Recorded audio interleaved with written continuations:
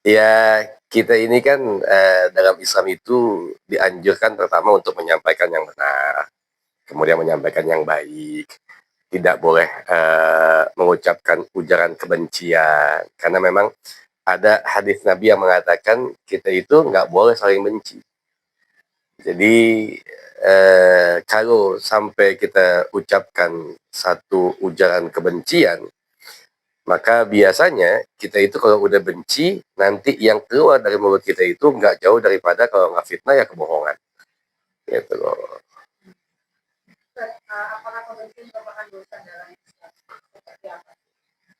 Ketika Nabi mengatakan kepada kita dalam hadisnya, janganlah kalian saling membenci, otomatis ketika kita membenci, itu akan menjadi sebuah dosa buat kita. Jadi kita ini diperintahkan untuk saling sayang menyayangi. Nabi kita juga demikian. Artinya begini, sesuatu yang kita benci itu harus datangnya karena Allah. Itu pun tidak boleh kita membenci kepada manusianya.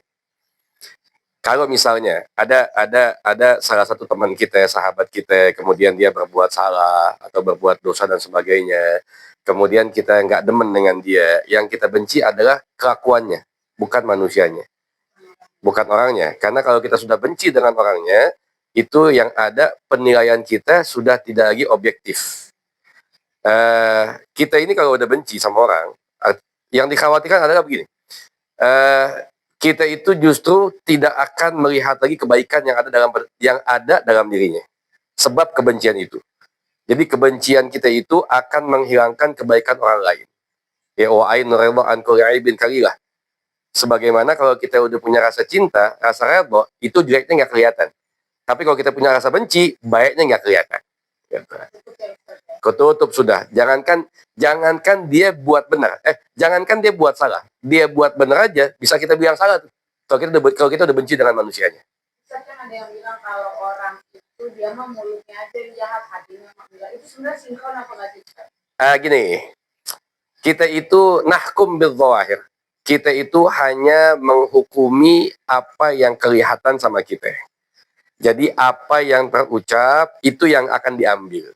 Karena urusan hati nggak ada yang tahu. Gitu.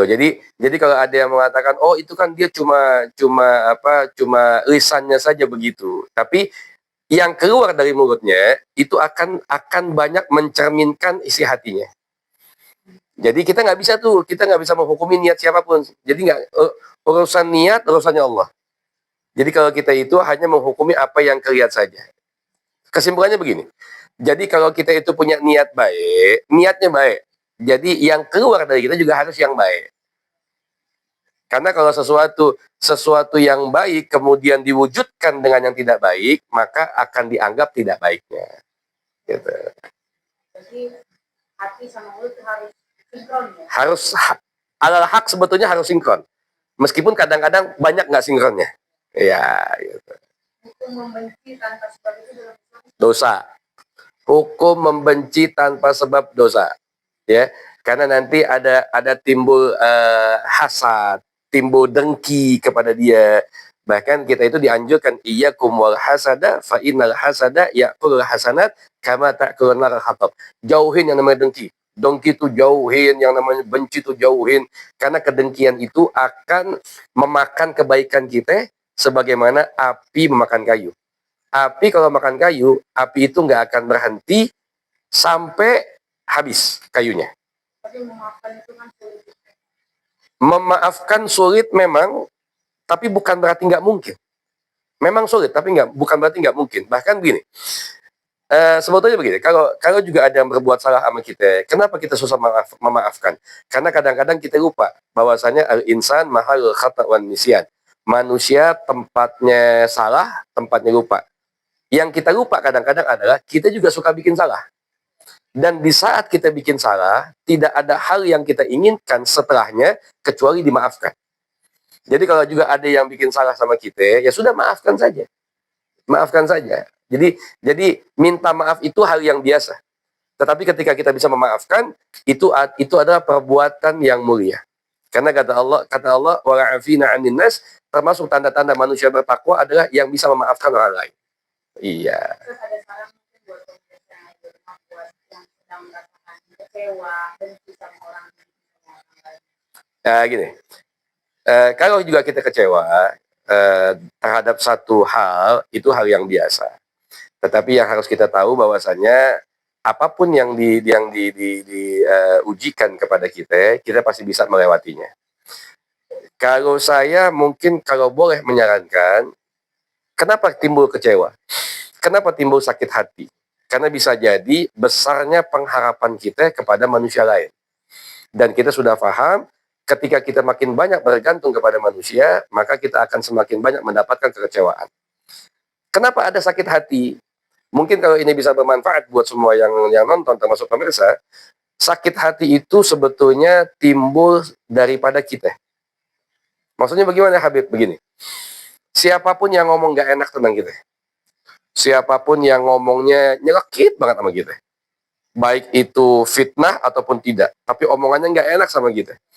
Prinsipnya, sejahat apapun omongan yang ditujukan kepada kita, kemudian sampai pada telinga kita, kalau omongan itu tidak kita izinkan masuk ke dalam hati, maka kita nggak akan timbul sakit hati. Kenapa jadi sakit hati? Karena omongannya kita izinkan masuk ke dalam hati, sementara penguasa hati itu yang bisa ngatur hati kita.